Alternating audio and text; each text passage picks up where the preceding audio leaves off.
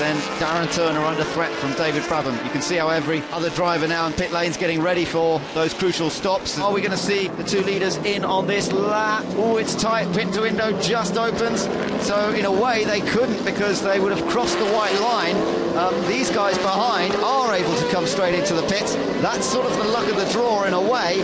But in has come the Aston Martin of Alex Muller. Thomas Enger now will take over that car. Also into the pits we've seen the Hexis Aston Martin of Piccini going to Hohenadel. And we've also got there the Schwager car. Nicky Pastorelli is now taking over that car. I think the 37 car didn't have as quick a stop as sometimes there. I think they lost out to Hexis. As ever, Hexis are so fast on their pit stops, and I think they've got the number 4 car out ahead of them. So they might only have the 1 car left in this race, but Hexis haven't given up on trying to gain places. Look how close Lucas Luhr is making sure he is to the back of race leader Peter Dumbreck, because he does not want to be any further behind when they come into the pit lane. Are the two Nissans going to pit together, or will one of them do an extra lap? Lead car in, Dumbreck comes in to hand over to Westbrook, Lucas Luhr. Now, Lucas will be trying to put in at the fastest lap so far in this race. He does already have fastest lap. Tyres have been a bit more worn now. Also in comes Darren Turner, so does David Brabham, to hand over to Jamie Campbell-Walter. And Lucas Luhr needs to push in these this lap, because he may get that advantage to be able to come out in front, so he needs to really push. That's right. So the work goes on at both Young Driver and at JR Motorsports to turn these cars around as quickly as possible. Remember, Dumbreck had a reasonably good advantage, but not by much over his teammate. But his teammate's not come in yet. They released a little bit slow, is it? Just getting away, but he still seems to have a pretty good edge. Now in the background, Jamie Campbell-Walter just getting in front of the Corvette, so I think that stayed the same. So waiting to take over from what is now the lead car is Michael Crum. The big question, will it be the lead car after this pit stop? Well, on his on that lap, well, he hasn't done anything spectacular on that on this lap that he's on at the moment. It's not his quickest. There's no greens on there, which is normally his best sectors, so it's going to be tight. I don't think it's going to be enough though. Into the pits comes the race leader then, and Lucas Luhr will have tried to do his best on that lap. Has he done enough after this pit stop to get the car out ahead of Richard Westbrook, who is now on board the number 22 Nissan? This is the crucial battle in this race then. Don't forget the Astons were not far behind, so if they have a slow pit stop, then they could be in danger of losing not only the lead, but maybe second or even third places. So everyone hard at work, just the two guys on each car, whizzing round, trying to grab hold of those wheels. Away that goes Michael Crum. That looked like a pretty rapid stop. Where is Westbrook? Here he comes. It definitely seemed to get away as soon as the wheels went down. It seemed to be really quick out of the box itself. And it's going to be a very well, how did he do that? That was an incredibly quick stop, and Westbrook will see that. He won't believe that. He might have expected to be shadowing it as it came out, but they have gained a couple of seconds, 3 seconds on that pit stop. That was remarkable, and the Crum Luhr team have really set an amazing pace in the pit stops there. Look at this, Jamie Campbell-Walter fighting hard with Christian Hohenadel. This is for 8th place, and he's got a chance. Got a chance here. It's a very difficult right-hander coming up, but I think he's got the inside line. As long as he doesn't run wide, no, it's looking good.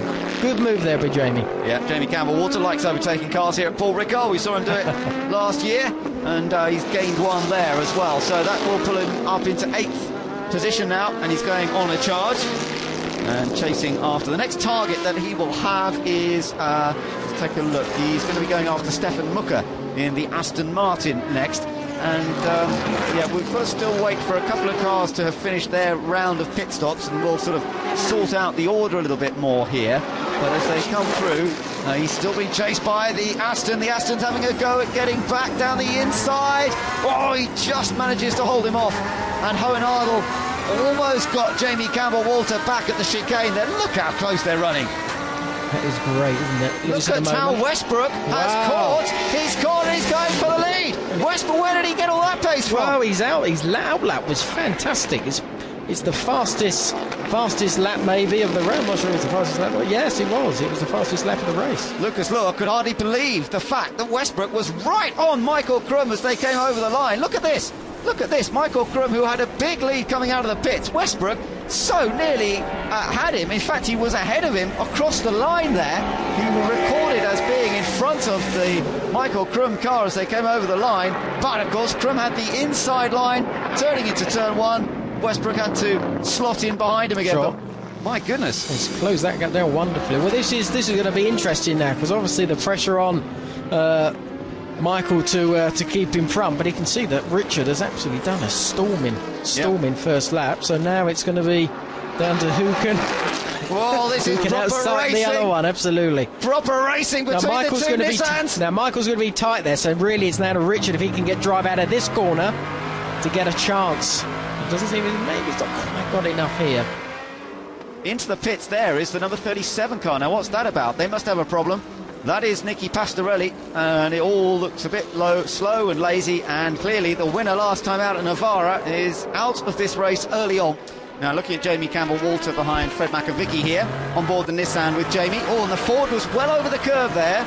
Just a bit. Yeah, did he lose traction? Did lose some performance? I would say so. And it looks as though Jamie Campbell-Walter's going to try and do what Warren Hughes did last year and go around the outside at Scene. And yes, he does. Lovely. Oh, he loves that manoeuvre. He'll be real pleased with that, because Warren did that beautifully last year and Jamie was determined to do him back. Well, he did some great moves himself into turn one, did Jamie, last year, but he'll love that, going around the outside into Scene. Now, what was this? On board with Enger. Oh, Thomas. What are you doing? It was just a little bit of a slide on the entry, basically. It slid at the back. This is possibly where the tyres are going. As up front, let me just tell you that Michael Krum's advantage is still pretty narrow, but it's 2 seconds over Richard Westbrook in second place. Thomas Enger is still in third. Stefan Mucker is in fourth. It's still Nissan 1-2. There's a move up the inside. Oh, that was close. That was close. Christian Hohenadel having a real go up the inside to get past McAvicky. Didn't happen. Here we are on board with Winkelhock. He's got a good run going. Does he go for it down the inside? He does. Great on the brakes. And yeah, he's got the Corvette. The Corvette is forced to go in really deep. Winkelhock makes the move. And a good move it was. OK, now what's going on here? Still this race for fifth. Jamie Campbell-Walter in the white and black Nissan. Fred McAvicky on board the Mark VDS Ford GT, punching his way down through the gears. And still tucked in behind them, ready to take advantage, is Christian Hohenadel in the Hexis Aston Martin as they sweep their way around this unique circuit, the Paul Ricard track, with these bizarre stripy lines everywhere, which are... Oh, David run wide now. Jamie, where are you going? You're not meant to be using that bit of track. And he's got a little advantage through that. He has. I mean, he probably won't get done for it, but...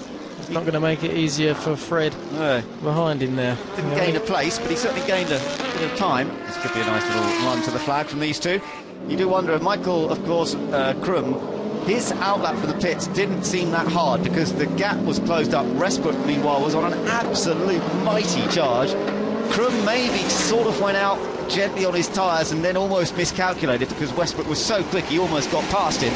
But maybe that initial outlap from Krum was sort of purposefully gentle, I don't know, and he's made the tyres last. Because it was his sort of following, I think, second or third lap. He actually did then the fastest lap of the race, but of course then the tyres are a little bit more warmed up.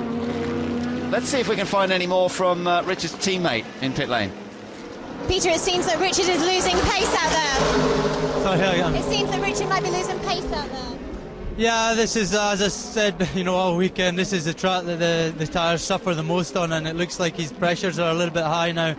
So it's a thing we need to correct for tomorrow, and hopefully he can hang on in second place and we can get it right tomorrow. We've just seen on the screen, the car number 21, that is Jamie Campbell-Walter, has a drive-through penalty. Not sure what it's for yet, but Jamie Campbell-Walter has a drive-through. Well, I'm going to guess. I wonder if that was that sort of through the chicane advantage. Maybe. Gained, maybe, I don't know. That would be harsh, though. A drive-through for that would be pretty harsh. And he's actually dropped back behind the Ford. He's already lost a place to the Ford, and he's about to lose a place to the Aston of Hohenadel. So that means that McAvicky is up into 5th place now. We've got Westbrook still versus Enger on board with Thomas Enger. Oh, they were both. Yeah, I thought he was going to run a bit wide there, but didn't quite do that. But the pressure that he's under now is pretty immense, because when you always know that it's Thomas Enger in the car, it's something that you're going to think, my crikey, this guy's not going to give up.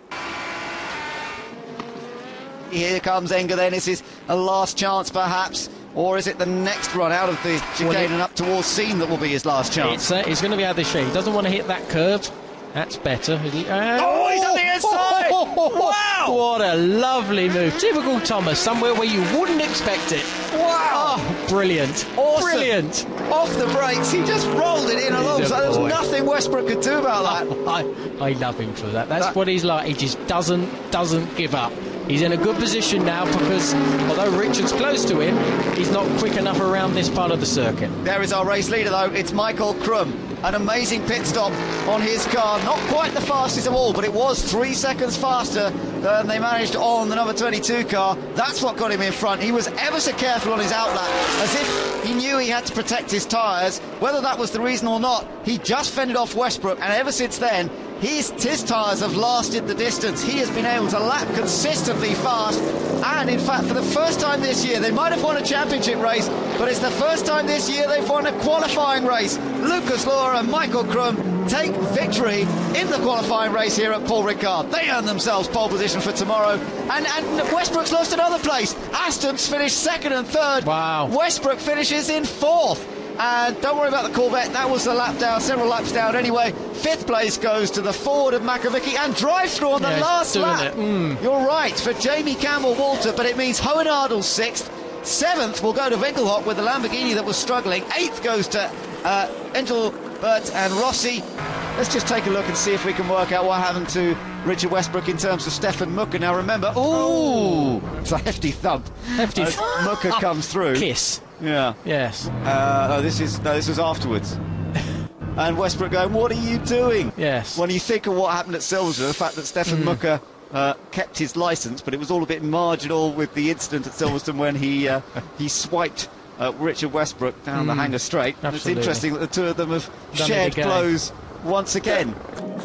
And there's Michael Krum to come over and cuddle his co-driver after they've delivered a very, very good victory here, and that gives them all the all-important pole position for tomorrow, where they could be on target for their second win of the season. And there is Muller to congratulate Enger's move at the end there, and the team, look at him, they're loving it. I mean, the team always respond when a driver pulls off a manoeuvre like that and makes it work without damaging the car. Suddenly he goes a hero. But winning the race, Lucas Law and Michael Krum. Michael, after a storming pit stop from the team, this is a fantastic result. Yeah, this is, for me, it's the best win for the GTR, the most exciting win for Lucas and me, I think. Because we had to work really hard for this, and as you've seen, there's absolutely no team orders going on, and it's like, Lucas' drive was amazing when the other guys pitted, and Lucas just banged down fast laps, and that enabled me to come out in the lead. And I mean, thank you so much to the team. The GTR today ran just unbelievable. And Lucas, another safe and fair battle, and what exciting racing it was. Yeah, it was good. I mean, I had fun with Richard a couple of laps, and Peter, and no, I think everything worked out well. Our car handles brilliant throughout the stint, and yeah, now we have a different and very difficult task for tomorrow, because, I mean, let's face it, a win today is nice, but what we really want is to win tomorrow. Thank you. Yep, that's when the 25 points are on offer. Confirmation of that result then, it is the JR Motorsports Nissan of Michael Krum and Lucas Law that take victory comfortably in the end by over 8 seconds, but a last lap lunge from Thomas Enger has earned him second place for the young driver Aston, and his teammate Stefan Mucker followed him through to take the final podium spot. Westbrook, having led the race with Dumbreck in the early stages, they finished fourth, and a good fifth place for Makavicki and Martin in their Ford GT. Fastest pit stop and sixth place went to Hohenadel and Piccini in the Hexus Aston Martin, and the Lamborghini that led the championship, Winkelhock and Basseng, just outside the points, whereas their big rivals did score points, so nonetheless they've still got a decent grid position for tomorrow. Engelbert and Rossi finished in 8th place ahead of the Nissan of Jamie Campbell-Walter and David Brabham, who had a drive-through right at the end, followed by Katzberg and Bernaldi in their Nissan. 11th place went to the Corvette of Hazemans and Zuber, but they had all sorts of problems and they were well down in the end, and also out of it were Pastorelli and Dominic Schwager. They had engine troubles. Other cars that didn't make it to the finish, 3 of the Fords, I'm afraid, the 2 Belgian cars and the Mark Henrici and Bas Linders car, and also crashing out in the early stages was the Hexus Aston Martin Ozstef Dusseldorf.